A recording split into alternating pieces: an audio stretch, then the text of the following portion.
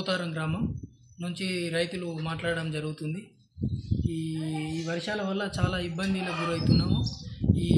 మొన్న మక్క పంట అట్లా నష్టపోయినాము. అనుకోకుండా రావడం వల్ల వర్షాలు ఇప్పుడు వరి చేతకు వచ్చింది. ఈ వరిధాన్యం కూడా నాని మొత్తం వరదల మొత్తం అంగడం జరుగుతుంది. ఈ వరిధాన్యం కూడా ఖరాబ్ అవుతుంది.